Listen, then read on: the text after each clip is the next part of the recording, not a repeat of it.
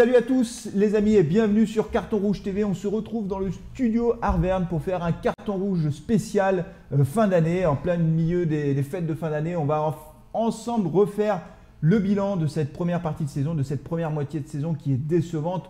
On va en parler dans quelques instants. Dans la deuxième partie de Carton Rouge, je vous proposerai d'aborder le sujet du mercato de la SS. On va parler des transferts que l'on voudrait voir arriver à Saint-Etienne. De qui avons-nous besoin ? Qui doit partir? Là, je crois qu'on aura beaucoup de monde à mettre dans la charrette de départ. On en parlera tout à l'heure ensemble. Et puis aussi, bien sûr, en troisième partie de Carton Rouge et dernière partie de Carton Rouge, on parlera du craquage des fumigènes face à Paris qui vont nous coûter très cher. Alors, c'est l'éternel sujet. Faut-il arrêter avec ces fumigènes ou pas? On en parlera bien sûr. Mais une chose est sûre, la sanction sera très lourde puisque pour l'instant, à titre conservatoire, le stade Geoffroy-Guichard est suspendu au moment où on enregistre cette émission. N'oubliez pas de vous abonner à Carton Rouge TV, ça nous fera plaisir, de liker la vidéo. Et pour faire une bonne émission, vous le savez, vous qui êtes habitués de nos émissions, il faut de bons invités. Et comme toujours, nous avons de bons invités autour de cette table. Et nous allons commencer par Fabrice. Fabrice, bonsoir. Bonsoir à tous. Bonsoir Fabrice, merci d'être là. Clermont Sport, la page Facebook de Clermont Sport, les émissions de Clermont Sport. Tu es rédacteur en chef de Clermont Sport. Et donc, on peut aller liker la page et te suivre tous les mercredis soirs en direct sur la page Facebook. Voilà, et puis avec l'émission qui s'appelle Avec un S à Sport. Absolument. Thomas, salut Thomas. Bonsoir à toutes et à tous. Chroniqueur de Carton Rouge, j'aime bien tout ce qui est rouge et rosé et blanc aussi. Ouais, c'est pas mal aussi, ouais, c'est pas mal. Et tu as bien fait de prendre tes lunettes de soleil parce que ça brille dans ce studio. Les lumières sont puissantes. Tu as raison Thomas, on n'est jamais trop prudent. Et Jean-Baptiste, salut Jean-Baptiste. Salut Fabien, salut les gars. Jean-Baptiste de la page Facebook Info des Verts. Vous pouvez aller liker la page, vous pouvez revoir évidemment toutes les grosses occasions et tous les buts de l'AS Saint-Etienne sur la page Facebook de Info des Verts. Vous voyez le logo qui s'affiche derrière, il est magnifique d'ailleurs ce logo, je ne te l'ai jamais dit Jean-Baptiste. Merci. Mais il est très beau, franchement il est très beau ce logo. Et donc vous pouvez retrouver sur les réseaux sociaux évidemment Info des Verts, Twitter et Instagram. Il est plus joli que le jeu stéphanois, mais sans. Ah oui, ben voilà, mais on va en parler, ça y est la transition est faite, nous plongeons dans le vif du sujet les amis. Le bilan, nous sommes 14e à la trêve hivernale, 14e avec 25 points. Voilà, on a changé d'entraîneur. Printemps avait démarré la saison dans la lignée, j'ai envie de dire, de Gasset. On pensait que c'était le bon choix. En tout cas, moi, je pensais que c'était le bon choix. Ça n'a pas marché. Il a été remplacé début octobre par Claude Puel. Il y a eu un effet Puel, mais un effet de courte durée en quelque sorte, parce que là, depuis quelques semaines, on enchaîne les mauvais résultats et on regarde plutôt du coup vers le bas du classement. Je ne sais pas quel est votre ressenti. Allez, un mot pour définir cette première partie de saison. Qui veut démarrer? Jean-Baptiste, non, tu passes ton tour. Fabrice, un mot pour définir ce début de saison. Allez, un mot. Catastrophique. Catastrophique. Les montagnes russes. Les montagnes russes, c'est pas mal. Ouais, c'est vrai qu'on a des hauts et des bas. Oh, mais t'es inspiré ce soir, Thomas, dis donc. Tu mets d'entrée de jeu, toi, tu mets la barre. Ah ouais, ah d'accord. Ou bien Jean-Baptiste, il a pris 3 mots. Ouais. Je dirais compliqué. Compliqué. Allez, je vais peser mes mots. Compliqué, Ouais. Catastrophique. Ça me semble un peu dur, mais compliqué. Compliqué. Compliqué. Moi, moi, je dirais instable. Instable parce que ça rejoint un peu l'idée que tu as, c'est-à-dire ces espèces de montagnes russes. On gagne 2 matchs, on s'était retrouvé en haut de classement, on s'était un peu enflammé. Et puis patatras, on redescend. Et dans le instable, je mets aussi évidemment l'instabilité de Claude Puel dans ses compositions et dans ses choix tactiques. Donc pour moi, une première partie de saison instable. Dites-nous d'ailleurs dans les commentaires, vous, comment vous qualifiez ce début de saison. Alors on va rentrer un peu dans le détail. Sur le plan comptable, la situation est quand même pas exceptionnelle, c'est le moins qu'on puisse dire. Deuxième partie du classement, on a perdu à Strasbourg. Un match contre Strasbourg, disons un mot de ce match-là, très mauvais sur le plan du jeu. S'il y a eu un peu plus d'intensité, on ne s'est pas créé d'occasion. Strasbourg gagne 2-1, on a marqué notre seul but sur penalty, c'est Boudbouz qui a transformé le penalty. Ça a été un match d'une tristitude absolue. On est d'accord ? Bah, tu as le droit de perdre, mais perdre comme ça, c'est-à-dire qu'il faut quand même montrer un petit peu, faire vibrer les supporters. Mais je suis désolé, on vient de commenter ce match, on a vibré 120 secondes, les 120 dernières secondes. Avant, tu parles d'intensité, oui, en début de match, on se réjouissait que les gars ils couraient un petit peu après le ballon pour essayer de le récupérer. Ok, on peut se réjouir c'est un minimum d'intensité, mais ça ne suffit pas. Ce soir, il n'y a eu que ça, mais des joueurs beaucoup trop limités. Pas d'occasion, pas de tir cadré jusqu'au penalty. Jean-Baptiste avait la stat qui tue. Le penalty, c'est notre seul tir cadré du match. Et comme on disait pendant le live, le triste record battu par la Saint-Etienne. Ouais. 71 minutes de jeu sans un tir cadré. C'est un record depuis 5 ans en Ligue 1. C'est quand même terrible. C'est la stat qui tue. du match. Hein. C'est la stat qui tue. C'est la stat qui résume l'attaque de feu stéphanoise du moment. Donc, Oui, alors, pas d'occasion. Ah oui. On a démarré avec nos 3 défenseurs centraux, donc on reprend notre composition qu'on n'aime pas, 2 latéraux, et Claude Puel fait un coaching assez étrange, c'est-à-dire qu'il sort Palencia pour faire entrer Abi. Alors à l'instant on se dit bah oui, c'est vrai, c'est pas mal parce que Palencia n'a pas fait un bon match, et Charles Abi ça met un attaquant de pointe parce qu'on a démarré sans attaquant de pointe, sauf que ça déstabilise l'équipe et on se prend un but dans la foulée qui arrive sur le côté gauche. Sur le côté de Debuchy qui n'était pas vraiment en place. L'équipe était désorganisée, on change tellement de tactique. On a une mauvaise défense, on a pris 29 buts je crois depuis le début du championnat. Exactement. Et on n'arrête pas de changer le dispositif tactique défensif, même en cours de match. Enfin, on marche sur la tête, moi je ne comprends pas. Ouais, et moi je suis d'autant plus de ton avis, Flavien, parce que tu me fais penser à quelque chose. En fait, on tire souvent sur les joueurs, et moi le premier, mais c'est vrai que ça ne doit pas être simple, parce que si on change de tactique sans arrêt, de schéma de jeu, tu sais, il y a peut-être certains joueurs ou certains jeunes joueurs qui commencent à être perdus en disant je ne sais plus si je dois reculer, je ne sais plus si je dois jouer à droite, je ne sais plus si je dois... Mais bien sûr, À un moment donné, il va falloir trouver un système de jeu et le garder, quoi, parce qu'autrement... C'est ce qu'on a lu dans certains médias sur Internet, qu'apparemment, certains joueurs commencent à se plaindre. On l'a lu dans l'équipe aussi, dans l'équipe de... Et que dire de la sortie de Zaïdi Youssouf remplacé par Loïc Perrin, incompréhensible. Hein. D'après les premières infos que j'ai, Zaïdi Youssouf absolument pas blessé. Hein. On l'a vu sortir en courant, c'est juste hallucinant. Un tel changement à la 87e C'est la 87e minute. Hein. Ça n'a aucun sens. Donc là, Loïc Perrin a joué à un moment donné latéral. Debuchy qui avait commencé le match comme défenseur central, Mathieu Debuchy s'est retrouvé finalement latéral droit pour prendre la place de Palencia. Enfin, c'est n'importe quoi, c'est du délire. Donc cette instabilité tactique de Claude Puel qui s'accompagne d'une instabilité dans la composition de l'équipe, aujourd'hui on voit bien qu'on est dans l'impasse. Alors on pouvait le comprendre quand il est arrivé, parce que revue d'effectifs, il remet tous les joueurs en cause, il n'y a pas de titulaire indiscutable, les sénateurs c'est terminé, soit vous bougez, soit vous ne jouez plus. On peut le comprendre pendant 15 jours, 3 semaines, 1 mois. Là, ça fait bientôt 3 mois et on est toujours dans le même dispositif. Je ne comprends pas Claude Puel. Surtout que, souvenez-vous, à Rennes, quand on voit qu'à la mi-temps, il réagit tout de suite en sortant Diony et Boudbouz, il fait rentrer Amouma et puis Beric quelques instants après. On peut se dire, tiens, il a retenu la leçon. Et là, ce soir, au coup d'envoi, quand on voit son 11 de départ avec Boudbouz et Nordin en attaque, on ne comprend pas de nouveau l'absence de Beric et Abi. Et d'ailleurs, qu'est-ce qu'on voit à 20 minutes de la fin quand il les fait rentrer tous les deux? C'est là où on a retrouvé un petit peu d'allant offensif, un peu de cohérence, mais avec néanmoins cette réserve qu'il fait sortir Boudbouz au moment presque où il fallait le laisser. Alors autant j'étais pas favorable à ce que Boudbouz soit titulaire, mais autant le sortir à ce moment-là du match, c'était pas forcément le bon choix. Ouais, bonne prestation de Boudbouz, un premier but en Pas Ligue trop 1 mauvaise. sous les maillots stéphanois. Non, c'était pas mal. Non, franchement, il a fait un meilleur match que d'habitude. Non, il n'a pas perdu beaucoup de ballons. C'est le Stéphanois le plus efficace, puisque Riyad Boudbouz face à Strasbourg, c'est 92% de duels gagnés, c'est 9 passes réussies sur 9. Et c'est surtout le seul tir cadré du match. C'est des statistiques qui parlent pour une fois. C'était pas mal. Ce qui est sûr, c'est que, tu l'as dit Thomas, là où on s'est montré dangereux, c'est dans les 10 dernières minutes. Et comme par hasard, c'est à ce moment-là qu'on avait 2 attaquants de pointe, Abi et Beric. On ne le dira jamais assez, donc je vous le redis une bonne fois pour toutes. Robert Beric n'est pas un attaquant de pointe fait pour jouer tout seul en pointe. Il n'a pas la puissance physique nécessaire, il n'a pas la rapidité nécessaire. Il a besoin de jouer avec un autre attaquant autour de lui qui va tourner. Et Robert Beric est un homme, d'abord un renard de surface qui peut marquer à tout moment, mais aussi qui joue en déviation. Donc c'est sûr que s'il n'y a personne autour de lui, on l'envoie au casse-pipe. Et là, avec Abi, comme par hasard, c'est là qu'on s'est montré dangereux et c'est à ce moment-là qu'on a vibré. Donc voilà, ce qu'il faut retenir, c'est que ce match est un peu à l'image, je trouve d'ailleurs, si on devait résumer, ce match de Strasbourg illustre parfaitement. C'est l'illustration de du début de saison. C'est exactement ça. C'est notre impuissance collective. Et qui illustre parfaitement ça. Rajoutons quand même si on a passé ça en pertes et profits très vite, c'est qu'on a été éliminé de la Coupe d'Europe de façon assez lamentable, il faut quand même dire les choses. Et toujours avec les mêmes grands principes sportifs où quand tu rentres sur le terrain pour ne pas perdre, quand il s'agit de gagner, et en Coupe d'Europe, tu n'as pas le choix, il faut gagner. Si tu veux passer un tour, il faut gagner. On a très bien vu en Coupe d'Europe que les gars étaient incapables de gagner. On ne sait pas jouer de l'avant, on ne sait pas marquer des buts. Quelle tristesse cette Coupe d'Europe. Alexandria, déjà, quand tu mènes 2-0, tu ne dois pas faire 2-2, c'est pas possible, c'est inadmissible de voir ça. Il faut surtout avoir en tête qu'on joue la Coupe d'Europe, c'est le résultat d'une saison entière d'efforts, une saison entière d'espoir pour les supporters. Sortir par la petite porte avec des tels résultats minables, très sincèrement, C'est une image terrible des Verts. c'est minable. C'est C'est terrible. pour, Ouais, ça, c'est c'est pour décevant. ça que je disais catastrophique tout à l'heure. Pourquoi? Parce qu'on sort d'une saison avec un Jean-Louis Gasset extraordinaire. On finit 4e. Moi, je m'y étais habitué et puis je me suis dit pourquoi pas la Ligue des Champions l'année prochaine. Parce qu'il faut reconnaître quand même qu'on a fait une super saison l'année dernière. Enfin, une super fin de saison. Et là, on est 14e. Ce soir à Strasbourg, il n'y a rien du tout. Parce qu'il faut être honnête, il n'y a pas grand-chose.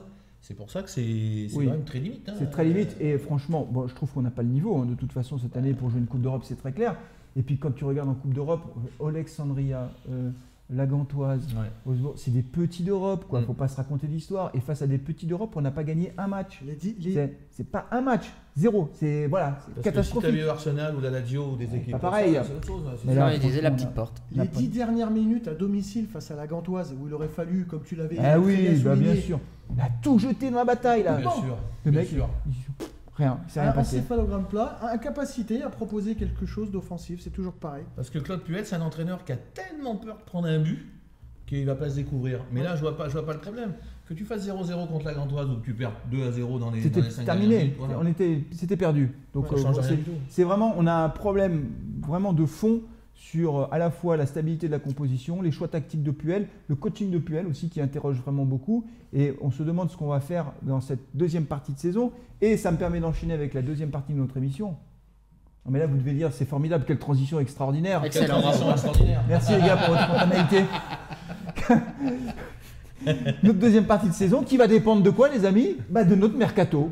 Et voilà. Et donc, on va parler du C'est mercato. vrai que la transition est belle quand même. Ah ouais, vous l'avez pas vu venir. Celle-là, vous étiez comme ça en train de m'écouter. Mais de quoi Et hop, transition avec le mercato. Et oui, on est comme ça sur Carton Rouge TV. On est des grands professionnels de la transition. Oui, parce que le mercato, évidemment, il va être très important. Je fais juste, avant de vous passer la parole sur ce sujet-là, juste un rappel quand même. On avait sous-estimé, je pense collectivement, la perte réelle de Rémi Cabella dans le jeu. C'est-à-dire que Cabella était souvent critiqué, il porte trop le ballon, machin, il tricote, etc. Sauf que Cabella dans le jeu, il avait un impact qui était considérable. Et c'est maintenant qu'il n'est plus là qu'on s'en réellement compte. À la limite, Selnaes, quand il est parti en février dernier pour la Chine, d'ailleurs le club chinois dans lequel il joue est descendu en 2e division. Petite parenthèse, c'est comme ça. Il est parti dans un club pourri en fait. Bon, c'est pas grave, tant pis pour lui. Mais autant Selnaes, on avait réussi à compenser son départ avec, comment il s'appelle, le joueur de Bordeaux. Youssouf Non, celui de Bordeaux. Ça y est, qu'il avait été prêté pendant quelques temps. Pas Steve Vada. Ah oui, il y avait Vada, mais il y en avait ouais. un autre de Bordeaux, j'ai oublié son nom. Bon, bref, on le retrouvera. Si vous avez son nom, dites-le nous sur le chat. On avait réussi à compenser le départ de Selnaes. Autant celui de Cabella, on pensait que Boudbouz allait prendre sa place poste pour poste. Boudbouz, c'est quand même la déception. Donc les amis, qu'est-ce qu'il faut changer du côté de la SS? Allez, je vous propose de parler d'abord peut-être des départs, ceux qu'on veut voir partir. On les connaît. Hein, j'ai un nom qui me vient assez vite en tête, je pense qu'on le C'est partage. Diony. Ouais, Diony, il faut qu'il parte. Il remplira un peu les caisses. Il a essayé de le relancer Claude Puel, mais ça n'a rien donné. Il y sur a le plan tous du les jeu. lofters, Diony, Lacroix qui a eu un contact en Turquie, mais le joueur a refusé, il n'a pas donné suite. Il y a Hassan Diouf que les je pensais même Stéphanois essayent de. Il y aurait une touche en Suisse actuellement. Voilà, donc il y a tous les lofters et puis il y a aussi les souhaits, alors personnel et Mvila. Moi je souhaite que. Tu souhaiterais que Mvila. Oui, Mvila, et je pense qu'il. Pour bon service rendu, parce que je suis un des premiers à critiquer Mvila aujourd'hui, mais je n'oublie pas non plus le plus grand bien qu'il nous a fait avec d'autres, avec tous ces anciens là. Ouais. Ils nous ont sorti quand même une sacrée épine du pied. Mais là, très clairement, je pense que maintenant, il faut passer à autre chose. Et Mvila, il faudrait le laisser partir pour bon service rendu, aller chercher un chèque, une destination ensoleillée où il peut se faire une pré-retraite dorée. Ouais, Est-ce qu'il y a une chance qu'il parte, d'après toi? Et moi, je pense. Parce qu'on ne sent pas qu'il soit. Moi, je ne sens pas un joueur qui est épanoui et heureux actuellement à la SS. Hein. Donc, déjà, en plus, il est très maladroit dans ses sorties. On a eu cette déclaration dans la presse où il reprochait à certains joueurs de son propre vestiaire de s'être caché sous Printemps. Alors, je pense qu'il peut être le premier à s'impliquer dans ses propos, parce que s'il y en a bien qui s'est caché sous Printemps, c'était lui. Moi, je pense que c'est un joueur qui doit partir. Ça allégerait beaucoup la masse salariale. Hein. Oui.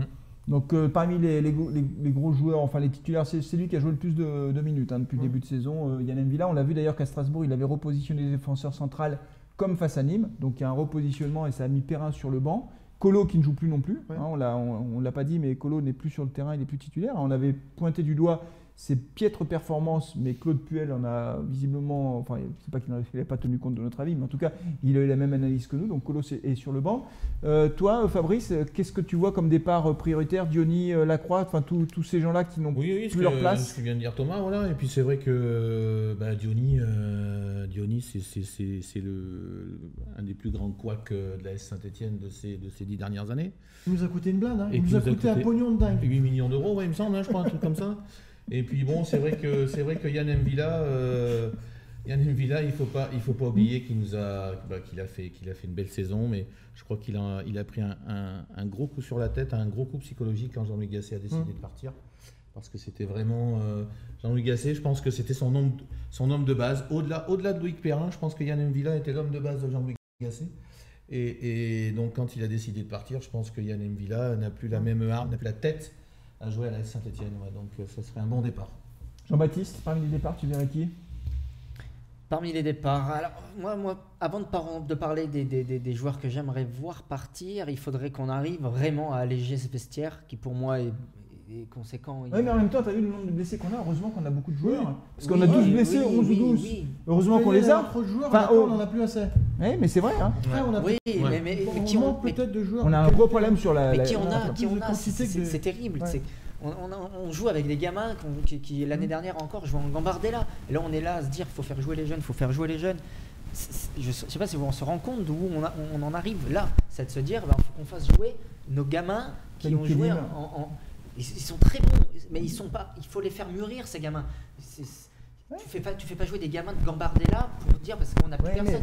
C'est terrible. vrai, je suis d'accord, C'est mais en même horrible. temps, regarde, Ben Mbappé, il a 20 ans, il a l'âge de Ben Kedim, quoi. Ah mais Mbappé, D'accord. t'en as un tous les. Je suis d'accord, mais tu vois ce que je veux dire, c'est pas des joueurs de 16 ans, c'est pas comme Kamavinga à Rennes, il a 16 ans et demi, le gamin, il est déjà courtisé par le Real qui va proposer, je crois, 100 millions d'euros. C'est ça, ouais, exactement ça. Donc, tu vois, ils ont 19 ans, quoi, c'est plus. Enfin, je suis d'accord avec toi, il ne faut pas les Ouais. griller non plus. Il faut pas les griller non plus. Oui, je comprends. Mais Il faut pas les griller. Mais en même temps, on ne peut pas non plus les laisser en national trop longtemps parce qu'ils ont du Mais bien talent. sûr, surtout qu'on en a laissé passer déjà. Ah oui, comme oui, ça, on en a hein. perdu pas mal. Hein.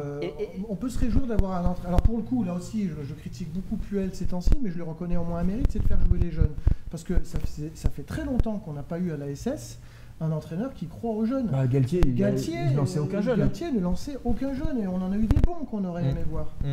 Donc c'est vrai que c'est un bon point pour Puel, ça. ouais, mais d'accord. Mais nos résultats étaient quand même bien meilleurs. Tu vois ce que je veux dire? vrai, pour l'instant, Comparativement, c'est pas pour critiquer et dire qu'on fait trop jouer nos jeunes. Je suis tout à fait d'accord avec vous. Il faut lancer les gamins, il faut les faire jouer. Mais quand on arrive à se demander, c'est là la nuance, à se demander si faire jouer nos jeunes, c'est pas la solution, c'est quand même qu'il y a un Ah problème oui, un quelque problème, part. oui, surtout Alors, avec l'effectif qui est faire aussi partir, expérimenté. effectivement, on a toujours les mêmes noms, mais ouais, faire partir Diony, d'accord. Qui le veut? Faire partir, on parlait d'essayer d'épurer un peu notre milieu. Ouais, mais qui les veut ces joueurs? Ils nous ont coûté une blinde, tu disais, Ouais. ils nous ont coûté une C'est vrai fortune. qu'il y a pas de- Si il y a on pas arrive à les pognon sortir de 3 dingue. Il millions, n'y a pas de grand allez, club, 5 millions, si on arrive à faire partir 5 millions, Alors, c'est Là, effectivement, tu soulèves un point très important, c'est qu'on a des joueurs qu'on aimerait dégraisser, mais qui vont pas nous faire rentrer beaucoup de fric. mais dans non. Tu veux la- faire un mercato derrière, mais avec donc, quoi? ouais, on n'a Avec pas quel le pognon? Je vous avais déjà présenté ma théorie sur Berić, parce que très clairement, le fait que Berić, encore ce soir, au vu du groupe retenu par Puel, le fait que Berić ne soit pas dans le 11 de départ, c'est juste, encore une fois, hallucinant. Maintenant, on n'est plus surpris en définitive, hein, puisqu'on y est habitué. Il faut douter. À se demander si on ne veut pas pousser, clairement dégoûter ce joueur, le pousser vers la sortie, parce que même si on est en train de le dévaloriser à force de ne plus le mettre en valeur, de ne plus le faire jouer, ça reste, à mon avis, le joueur le plus bankable. Ça coûte Bah, combien quoi Berić sur le marché de transfert 3 millions. actuellement? 3 millions. T'en tires 5 millions, Ça même pas 5 millions, Ça même même pas- pas 5 millions. Berić. Vu qu'il joue plus, Ah. 3 millions.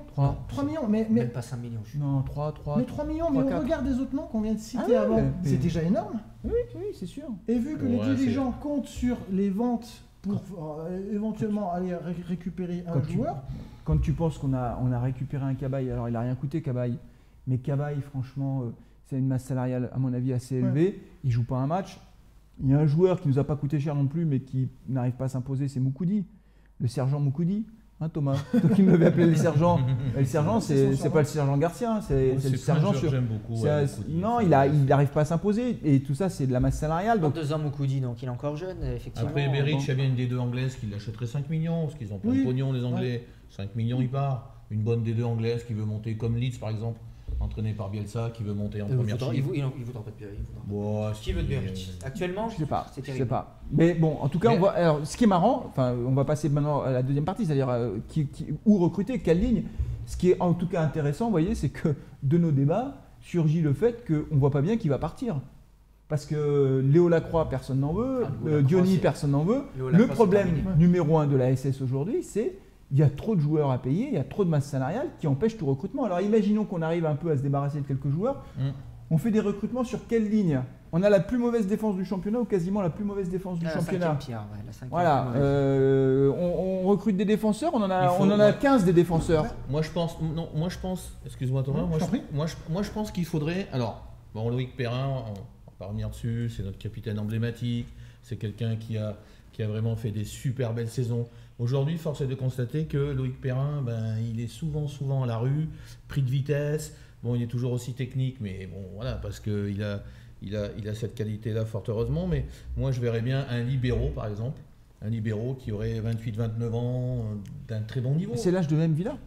Oui, tu te rends compte, hein. Mais vraiment, mes libéraux à ce niveau-là, moi, je pense que c'est un poste clé, quoi. M'Vila, c'est un 6. M'Vila, il peut jouer derrière. Mais un vrai libéraux de métier... Tu sais combien on a de défenseurs ? On a 10 défenseurs. Je vais te donner 3 noms, tu vas me dire si tu les connais, parce que c'est quand même exceptionnel. On a un certain Marvin Chiboisbois, qui est défenseur professionnel à l'AS Saint-Etienne. Je connais pas. Alpha Sissoko, Nad Michael. Donc, 3 professionnels. C'est déjà 3 professionnels que tu n'as jamais vu. Comme ça, on comprend pas. Tu as dit Gabriel Silva, bon d'accord. Timothée Collet-Djedjak, on ne le voit plus. Mathieu Debuchy, heureusement parfois qu'il est là. Le sergent Moukoudi. Ok, Palencia, Sergi, bon. Palencia, des déceptions quand même. Alors je vais m'exprimer autrement, il faudrait vraiment un défenseur avec capé, un bon niveau, donc ça va pas être facile à ça coûte un défenseur actuellement. Je sais bien, mais ce qu'il y a, c'est qu'il faut la caler cette défense.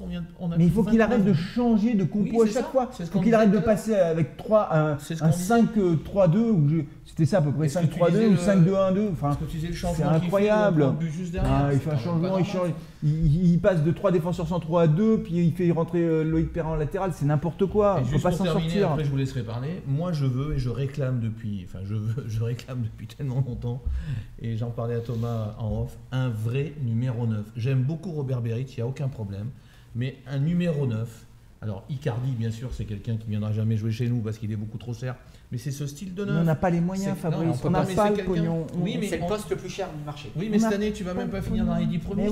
Mais on va pas finir dans les 10 premiers, mais on n'a pas... Le poste de 9 c'est le poste le plus cher du marché actuellement. Si tu veux un bon 9 à un niveau intermédiaire, c'est minimum 15 millions. Il n'y avait pas un Colombien en ligne de mire là, qui s'appelait je sais pas comment là. Mais regarde Benedetto, il était à la rue à Buenos Aires. Mais ça Benedetto, ils l'ont fait venir, il a coûté. Fabrice a raison. Après, il a pas plus d'argent. Enfin, je sais pas, Marseille, il paraît qu'il n'y a plus de pognon à Marseille. Ils vont chercher Benedetto et regarde, il n'arrête pas de marquer des buts. En France, on n'a pas de pétrole, mais on a des idées. Bravo, toi. Et à Saint-Étienne aussi. On n'a pas beaucoup d'idées en ce moment à la SS. Fabrice a raison, c'est qu'à la limite, quand tu n'as pas de surface financière pour recruter, tu essayes d'être malin, d'activer des réseaux en Amérique du Sud. Il y a plein de joueurs en Amérique du Sud que tu peux aller piocher. Mais ça fait longtemps qu'on n'a pas fait de recrutement. C'est vrai, mais c'est pas la plus mauvaise recrue. C'est pas le plus mauvais. Et puis surtout, tu ne prends pas un gros risque financier. Troco, ce qui nous a coûté à comparer de Diony. C'est rien du tout, 2 millions d'euros, je crois. Mais regarde quelqu'un comme Gurbic qui joue en 9 au Clermont Foot. Je sais pas si vous l'avez vu jouer. Il a une frappe de balle exceptionnelle. Il peut jouer chez nous. Je pense que même lui, je pense qu'il est déjà inaccessible financièrement pour la SS. Je pense vraiment qu'on a beaucoup perdu en matière de recrutement. On a regagné un peu dans notre capacité à former des joueurs. Donc le centre de formation est un peu meilleur.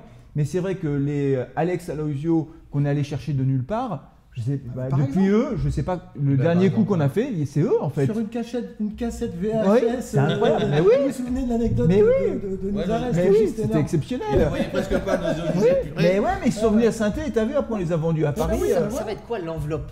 Rien, zéro. on part de zéro. Ça va être la vente des joueurs qu'on va réussir à Vous savez ce qu'il faut, dégraisser. vous savez ce qu'il faut changer à la Il faut faire Saint-Étienne venir des aujourd'hui agents, des joueurs libres. Ouais. Il y a bien des joueurs libres sur le marché. Moi j'ai la clé pour finir dans les 3 premiers. Vas-y, dis-moi, on fait venir. Il faut changer les recruteurs. Ah, mais ça, oui, et On puis, va et puis le Ça a staff toujours- médical aussi. Hein. ça a Enfin, les toujours comparatifs. été- la Alors, tête je vais remonter. il faut tout changer. Non, mais je vais remonter un peu plus loin, mais ça a toujours été la première force de Saint-Étienne que le football européen a Pierre connu. Garonner. Pierre Garonner. Bien sûr, bien sûr.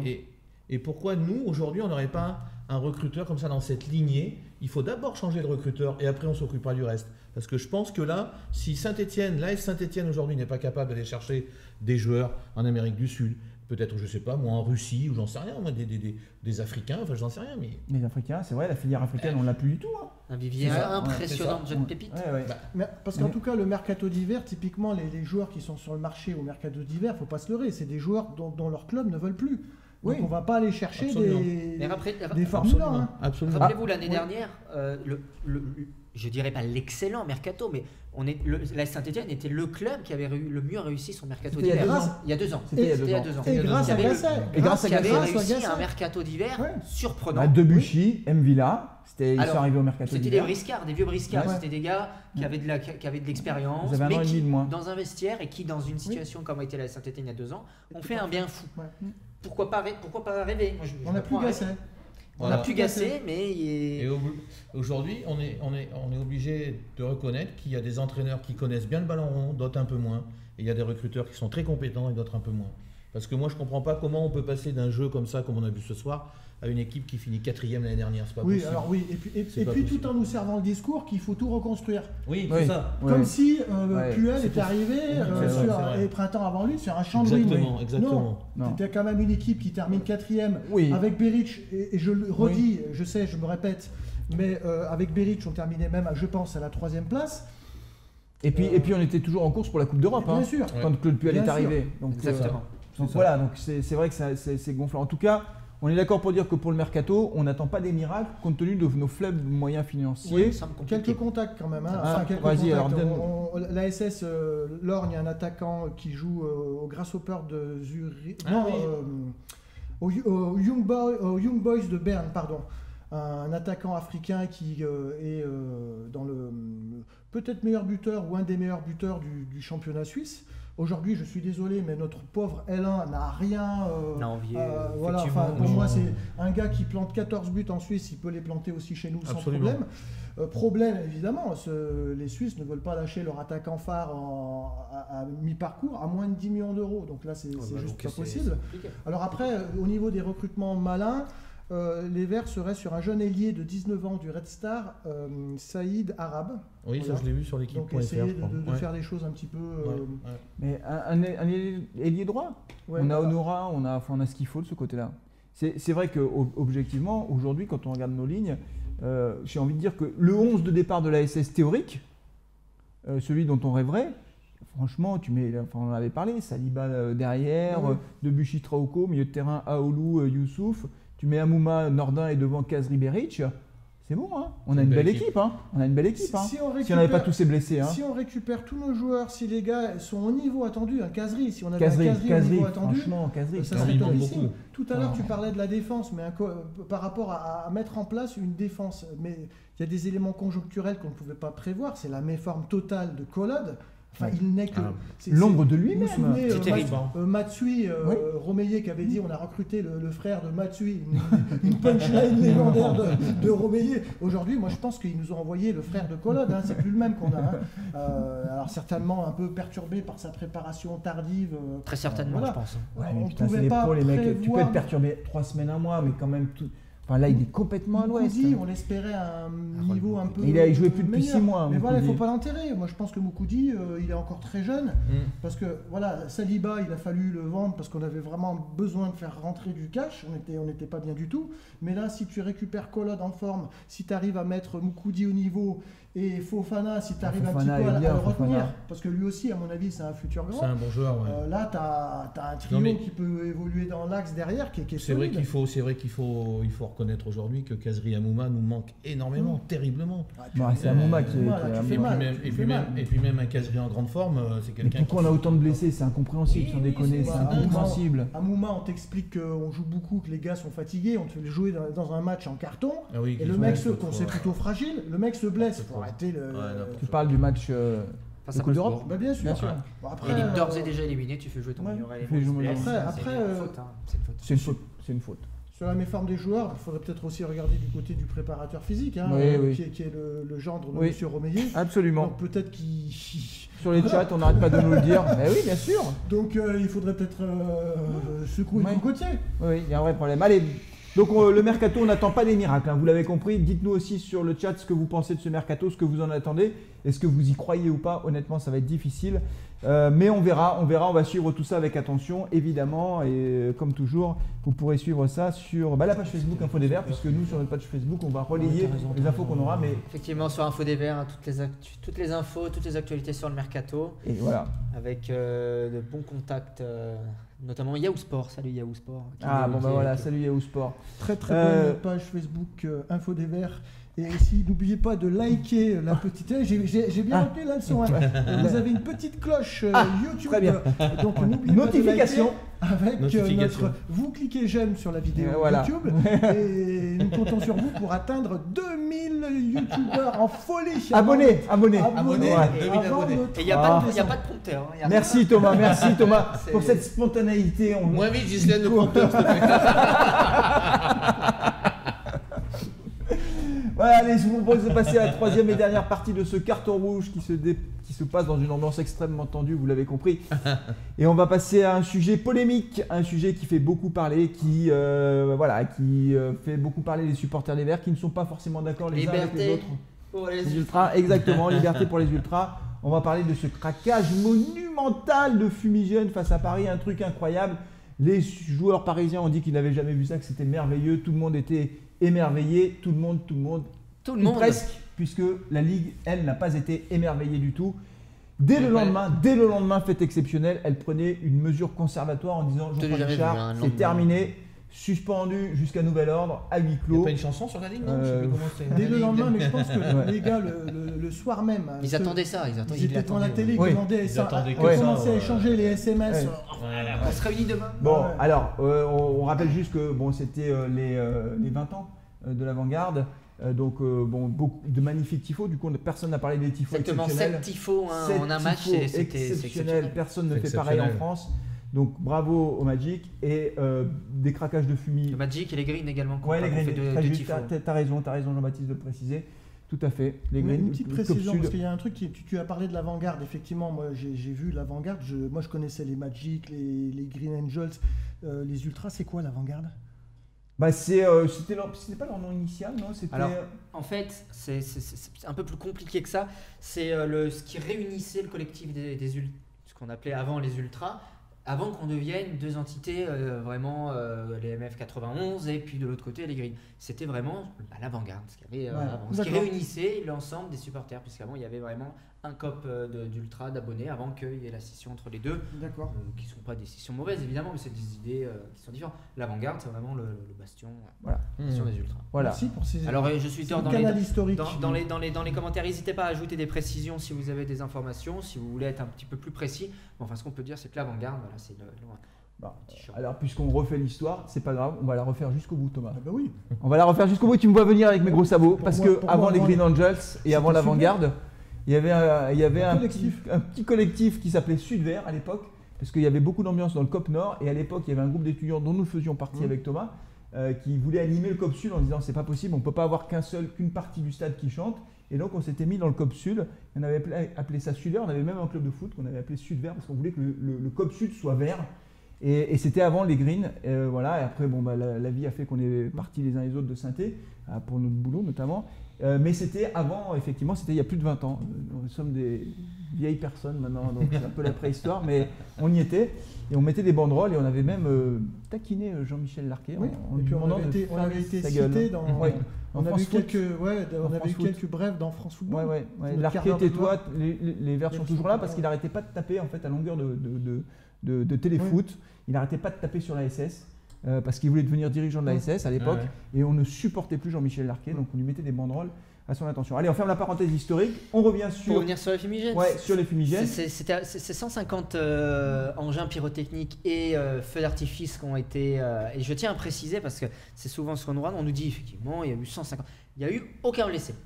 Il y en a eu un, je Alors, crois, un il y a stadier. eu un stadier qui a ramassé un fumigène qui était encore et qui s'est brièvement brûlé la main. À 800 degrés. Mais Ça fait mal, hein, quand même. non, sur ça le fait coup. mal. Non mais bon, Non, c'est vrai qu'il y a. il y a eu. 800 degrés. Voilà, le truc, c'est que. Je à la- m'inscris à Ça doit l'info, faire mal, le ouais. lendemain matin, un cadavre de pigeon aurait été retrouvé dans le Coq Nord. Carbonisé. sur- Il y a eu un stadier effectivement brillé. Sur Noël. Très légèrement. non, Noël, ce qui des était pigeons. très impressionnant c'est qu'à la fin du match, ils ont tiré Des feux d'artifice. des feux d'artifice. Là, c'était pas des fumées, c'était des feux d'artifice qui partaient dans la tribune, avec le bruit qui va bien, etc.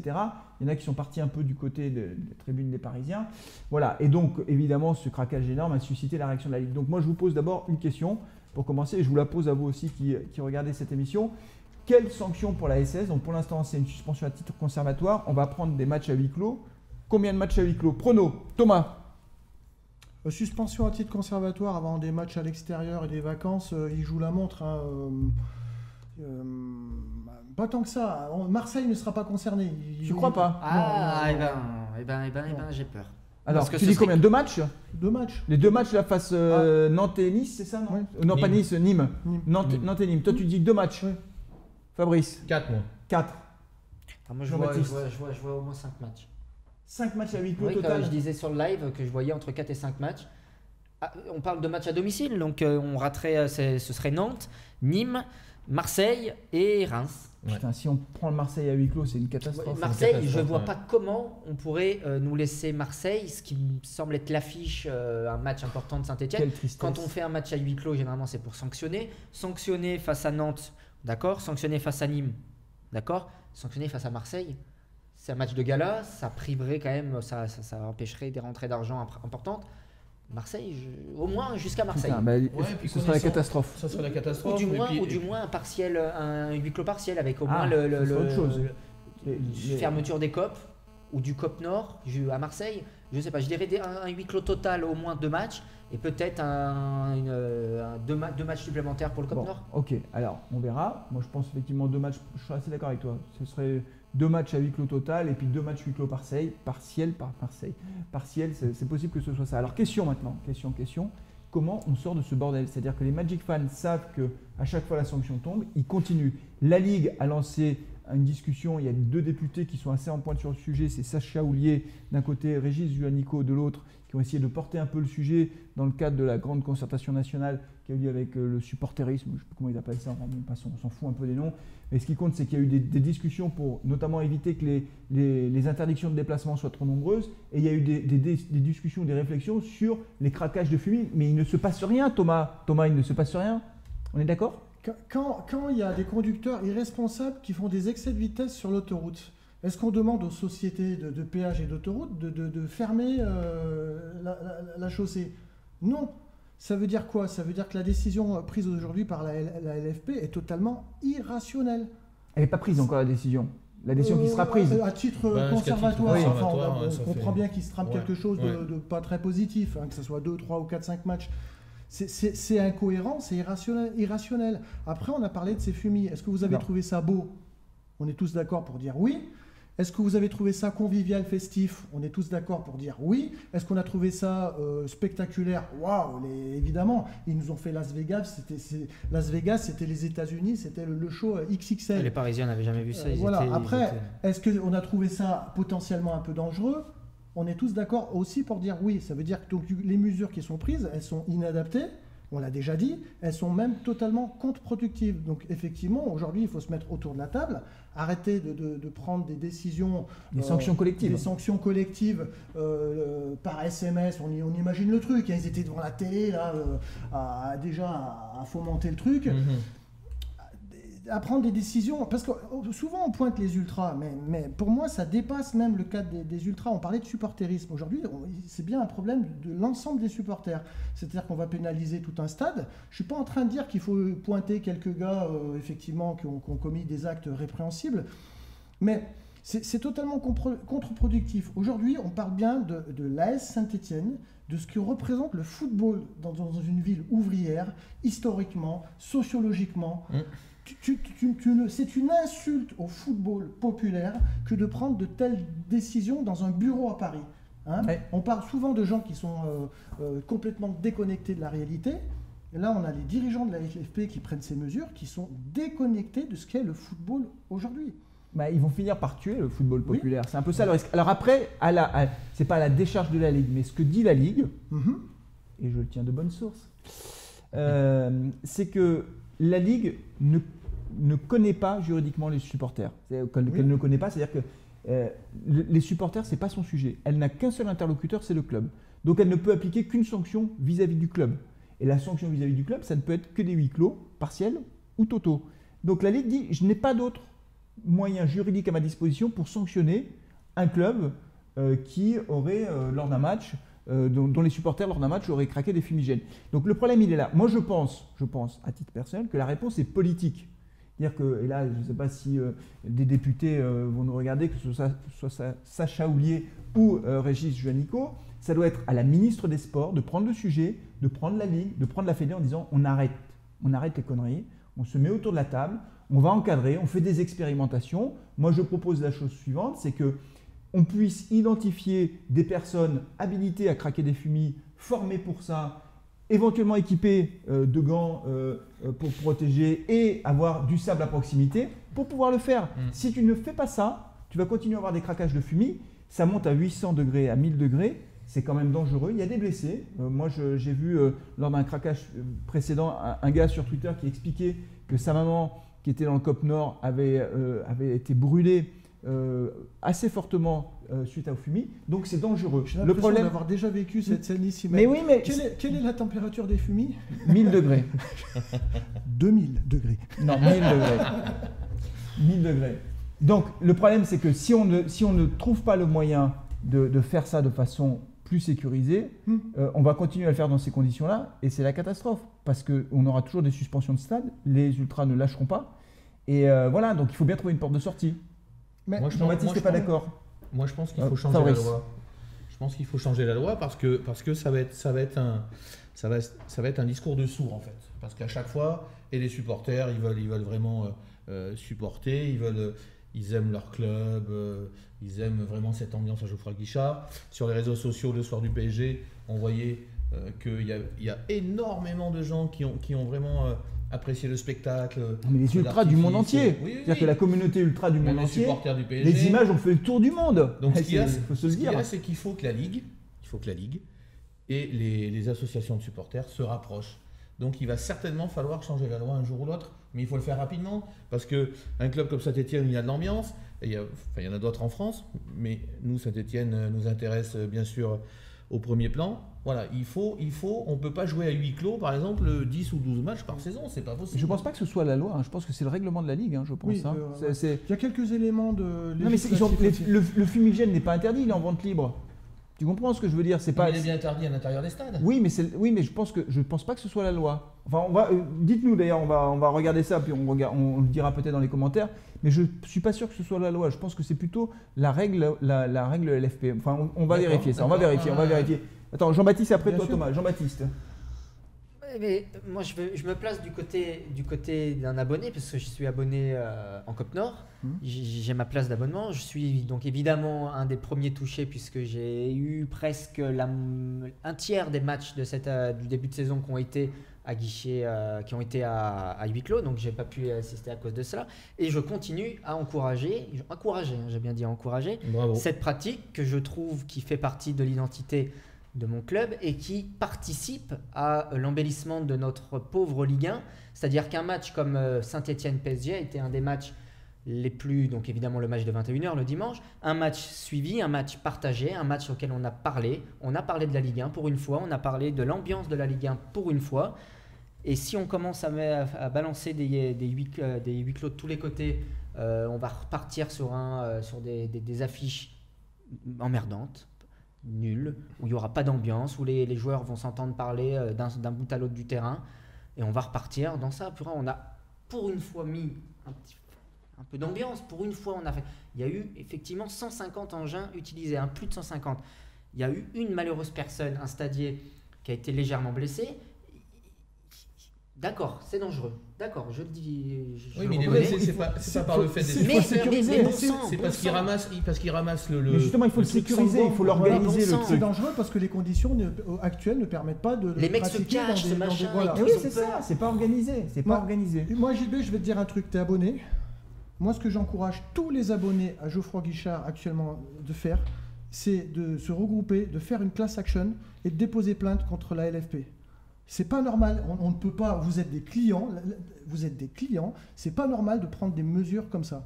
Donc aujourd'hui, et je pense que ça pourrait Ouais, ça contribuer pourrait être pas mal. à la Ça pourrait être mission pas mal comme idée, ça. de faire Que les abonnés du COP Nord et du COP Sud qui subissent un de préjudice tout le majeur, stade, ils de tout le s'abonnent stade. pour 19 matchs à la maison. On est abonné, moi je ne suis pas abonné, mais les abonnés qui subissent ce préjudice, c'est un préjudice important, bah, les supporters devraient se réunir et attaquer la Ligue nationale de football pour un préjudice. Ouais, Et surtout, évidemment, pour un préjudice, évidemment. Mais moi, mais dans ce que j'ai à l'esprit, c'est pour faire avancer le schmilblick. bien sûr. Tu vois, c'est bien sûr, vraiment pour faire bouger les lignes. Bien sûr. Ça Ça peut être une idée. On serait- lance un appel. ça d'ailleurs, serait là. très intéressant. Des matchs sans ambiance, des déplacements sans c'est vrai, spectateurs, c'est vrai. ça tue notre football, c'est Bien sûr. insupportable. Bien Et sûr. puis juste une parenthèse, encore une fois, moi je suis fan de l'Union Berlin, j'ai déjà dit, mais ne cherchez pas pourquoi, parce que j'aime bien ce club, mais il y a des fumigènes tout le temps, et ils jouent jamais à huis clos. En Argentine, en Argentine, c'est des feux d'artifice Non, constamment. mais quand on pense qu'ils veulent, dans les stades en Europe, on veut faire asseoir le public. C'est pour ça qu'on a des sièges qui sont rabattables. C'est-à-dire qu'en Ligue 1, on peut rester debout. Et normalement, en Coupe d'Europe, tout le monde doit être assis de façon obligatoire. Non, mais Mais l'UEFA, là, franchement. tu passes de supporter à spectateur. Eh oui, mais bien sûr, mais c'est ce qu'ils veulent. C'est incroyable. Exactement. Là, vous C'est- avez tout dit. Voilà. C'est là où je voulais venir tout à l'heure quand j'ai sollicité la parole. C'est qu'à un moment donné, tu as dit ça pourrait être la mort du football populaire. Bien sûr. Mais aujourd'hui, et c'est pour ça que je pense qu'il fallait dépasser du débat sur les ultras, hein, c'est aujourd'hui, je pense que la LFP, parce que c'est quand même énorme ces mesures, on peut se dire, ils ne sont pas bêtes à ce point. Donc on peut se demander si leur intention, c'est de pas de virer les supporters pour les remplacer par des spectateurs. Oui, mais Voilà. c'est ce qui s'est un peu Ils passé veulent en faire un Angleterre. hein. spectacle, ils veulent C'est transformer ce qui ça s'est passé en vulgaire Angleterre. spectacle. Mais parce que ça devient du business. De toute façon, on voit bien que les clubs qui sont rachetés par des groupes américains, etc., ils ne sont pas là pour faire vivre le football populaire. Ils sont là parce qu'ils veulent faire du business. Ils rachètent des clubs 100 millions d'euros comme Nice, etc., Bordeaux. Et derrière, ils font du business. Mais pour faire du business, il faut vendre des places beaucoup plus chères qu'aujourd'hui. C'est pas une place dans le COP Nord ou un abonnement. Tu payes combien à l'année sur l'abonnement? Moi, mon abonnement, je le paye 350 €. Bah voilà, 350 €. Tu dis ça à un fonds d'investissement américain ou autre, tu dis, mais attends, c'est pas assez cher.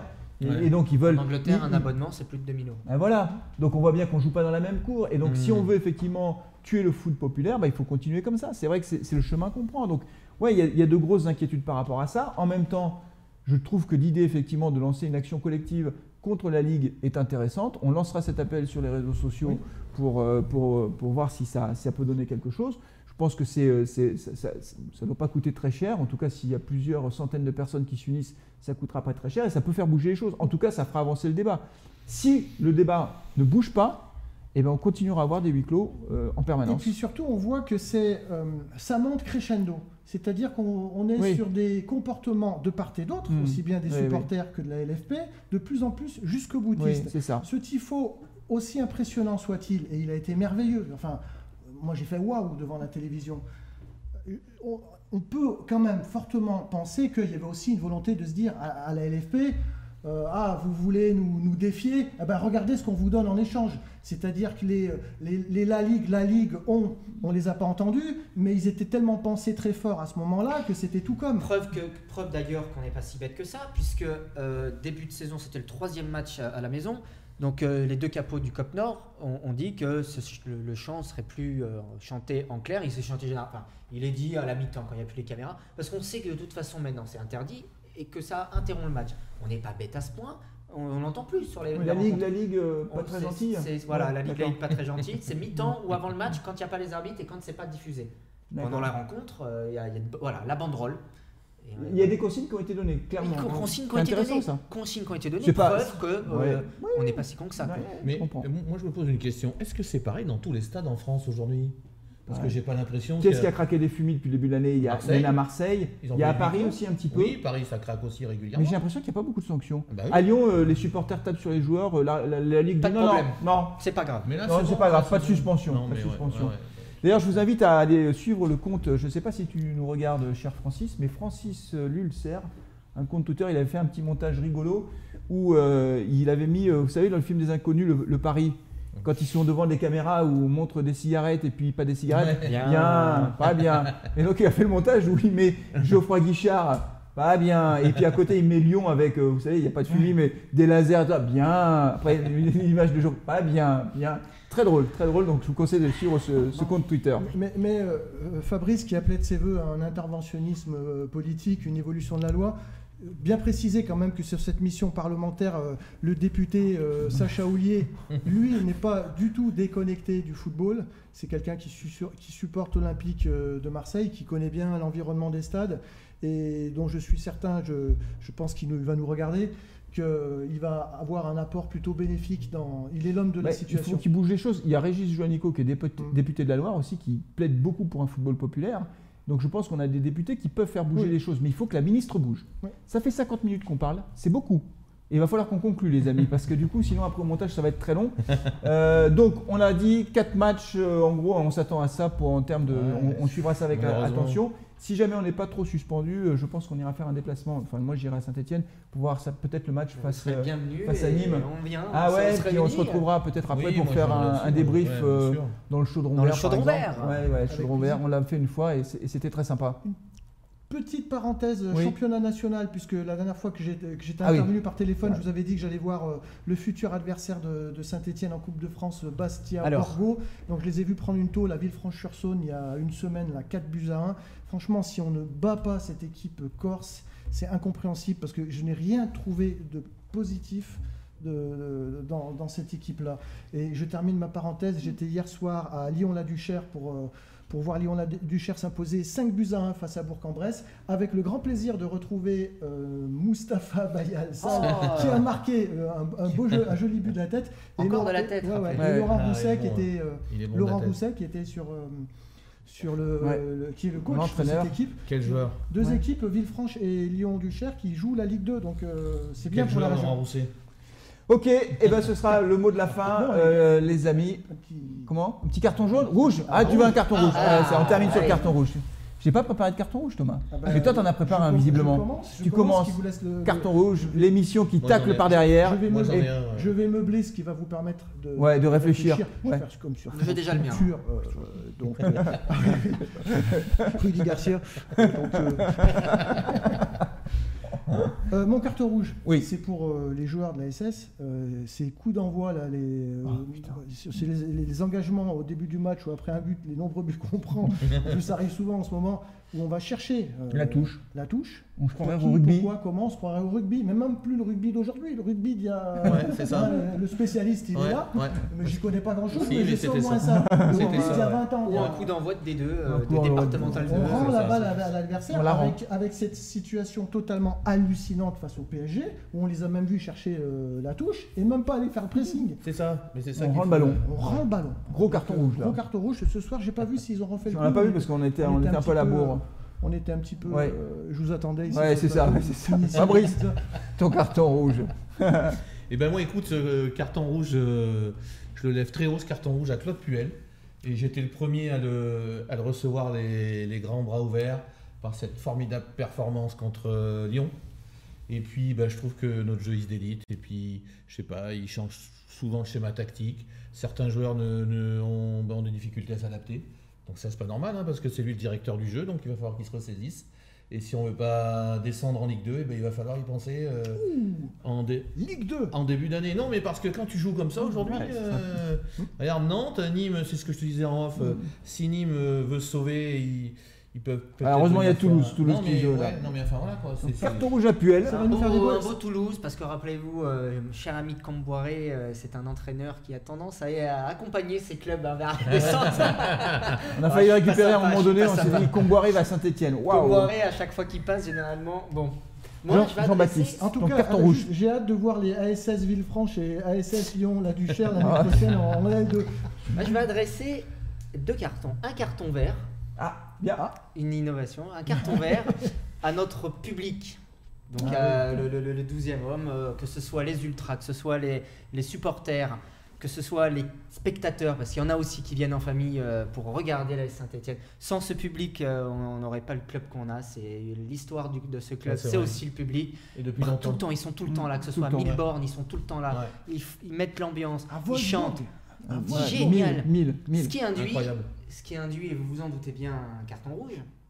De l'autre côté, à notre ligue de football professionnel, qui a tendance à victimiser à se victimiser et donc à attaquer où on peut attaquer, donc c'est-à-dire à chaque fois qu'il y a un comportement qui n'est pas dans la lignée de la LFP.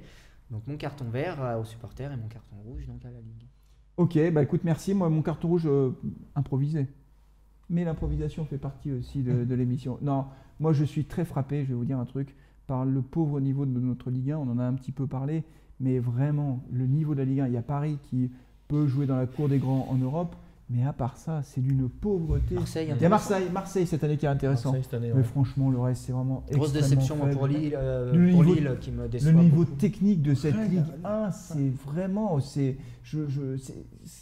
catastrophique. Donc carton rouge à la C'est Ligue 1, catastrophique, ouais. qui n'a jamais eu autant d'argent qu'aujourd'hui, il faut quand même le dire. C'est une ligue qui a engrangé grâce aux droits de télé beaucoup d'argent. Les clubs engrangent de l'argent, ils vendent beaucoup de joueurs. Je ne sais pas ce qu'ils font de l'argent, mais qu'est-ce que vous faites du pognon comme l'aurait dit une autre personne il y a un an en arrière.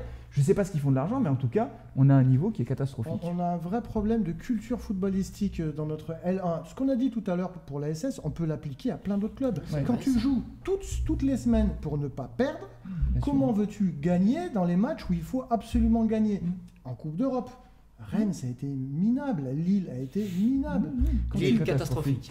tu vois que les joueurs... Mais Et quand attention, c'est grave, parce qu'on est en train de bâtir des générations de Bien sûr. joueurs Et puis qui ont surtout- cet ADN. Quand tu vas voir un match dans un championnat étranger, que ce soit le championnat allemand, le championnat anglais, etc., mais même quand tu rentres dans les stades, tu vois la différence. On en avait parlé, je ne vais pas relancer le Oui. débat parce qu'on serait trop long, mais quand en France on dit oh là là, surtout ne buvez pas d'alcool, méchants supporters, parce que vous êtes ivres et vous ne savez pas vous comporter. Le problème c'est que ça fait des recettes en moins pour les clubs. On a vraiment un championnat qui est, enfin, on a une vision du supporter en France qui est, Voilà. je te rejoins là-dessus, c'est le gros beauf qui sait boire que des bières et donc du coup on lui interdit de boire de l'alcool dans l'enceinte Exactement. du stade. Alors dans les salons ils ont le droit de picoler, mais le supporter de base, non, toi tu bois pas d'alcool C'est- parce que tu sais pas te C'est tenir. terrible, Exactement. moyenne en un an de spectateurs, moyenne par match, club confondu en Ligue 1, on est en dessous des 18 000 personnes. En moyenne, Catastrophique. en Angleterre, on est au-dessus de 41 C'est 000. En catastrophique. Allemagne, on est presque C'est à 42 000.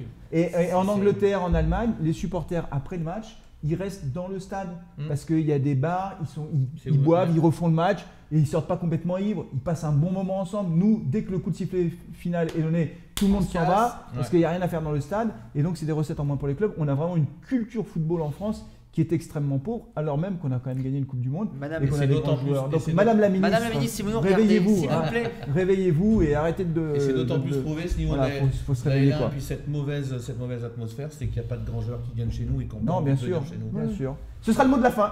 Voilà, on vous souhaite de passer de bonnes fêtes de fin d'année. On se retrouve début 2020 pour la suite des aventures de la S Saint-Etienne. On verra comment on termine ce championnat. Messieurs, merci beaucoup. Merci. Très belle fête de fin d'année. Ouais, merci. Très belle Passez fête de bonnes fin d'année. fêtes. Merci à toi. Et puis à très bientôt, ici ou ailleurs. Bien sûr, on se retrouvera pour des lives par la suite. Merci beaucoup. À très bientôt. Ciao. Allez, salut. Allez, les Ciao, Verts. ça.